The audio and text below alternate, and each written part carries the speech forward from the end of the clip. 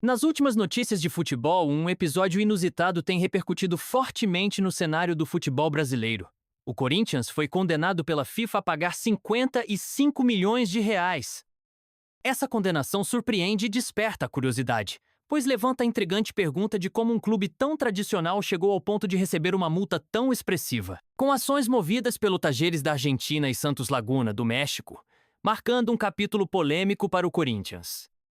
Descubra os detalhes desse processo e entenda como o Corinthians se viu imerso em uma situação que colocou a FIFA no centro de uma das maiores controvérsias recentes do futebol. No cenário do futebol brasileiro, um episódio que abalou as principais notícias de futebol envolve o Corinthians, que foi condenado a pagar mais de 55 milhões. A decisão foi imposta pela FIFA, autoridade máxima no futebol, referente a duas contratações: Rodrigo Garro e Félix Torres. Com um valor que ultrapassa 9,4 milhões de dólares, essa situação destaca que o futebol vai muito além das quatro linhas. Especialistas comentam que episódios como esse mostram a necessidade de transparência e cautela nas negociações do futebol brasileiro.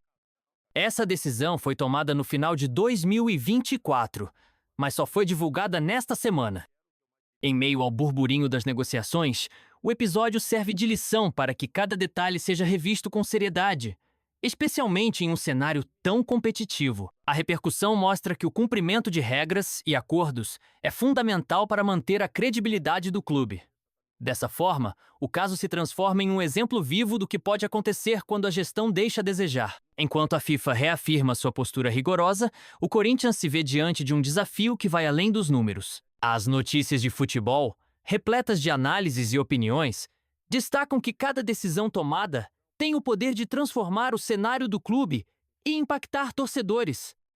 As origens dos processos que abalaram o Corinthians surgiram a partir de divergências contratuais. As ações foram movidas por clubes estrangeiros, com a FIFA intervindo para garantir o cumprimento das regras e contratos. Essa disputa, que envolve questões financeiras e operacionais, expõe como detalhes que parecem pequenos podem ter grandes consequências, assim como em um clássico do Corinthians. O caso de Rodrigo Garro emergiu como um verdadeiro divisor de águas para o Corinthians.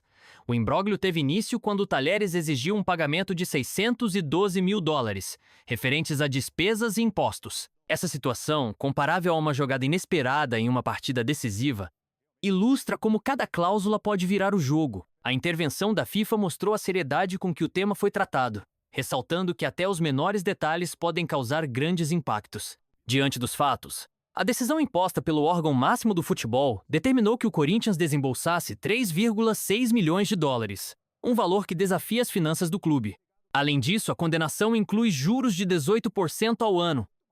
A sentença também obriga o clube a pagar uma indenização de 722,4 mil dólares. Já no caso de Félix Torres, o Corinthians se deparou com dificuldades ao pagar a segunda parcela na transferência do zagueiro equatoriano, transferência esta que daria 80% dos direitos econômicos dos jogadores segundo o contrato. O não cumprimento de uma parcela resultaria no vencimento das demais. Então a FIFA determinou o pagamento do saldo restante, além de aplicar multa contratual. A falta de pagamento das parcelas subsequentes levou a uma condenação pesada para o Corinthians, que agora enfrenta uma dívida de 4,5 milhões de dólares acrescida de juros de 18% ao ano. A imposição da multa de 675 mil dólares, determinada pela FIFA, sublinha a seriedade das penalidades aplicadas a quem descumpre os acordos.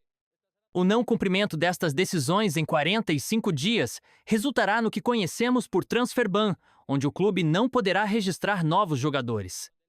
Após enfrentar essa condenação, o Corinthians buscou seu recurso no Corte Arbitral do Esporte, com a esperança de reverter a situação. O clube demonstrou que, mesmo diante das sanções severas impostas pela FIFA, o combate por justiça permanece firme. No universo das negociações, a decisão de recorrer não foi apenas um movimento jurídico, mas também uma estratégia para preservar a imagem do Corinthians e, em um primeiro momento, não sofrer nenhuma punição.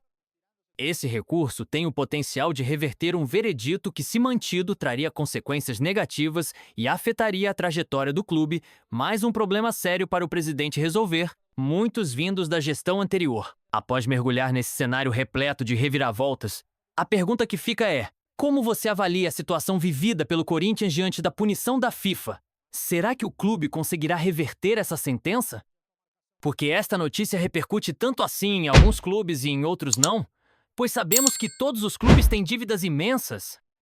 Deixe seu comentário e compartilhe suas impressões. Sua opinião é fundamental para enriquecer essa discussão. E não se esqueça, inscreva-se no canal e ative as notificações para continuar acompanhando os bastidores do Corinthians e outros clubes do nosso futebol.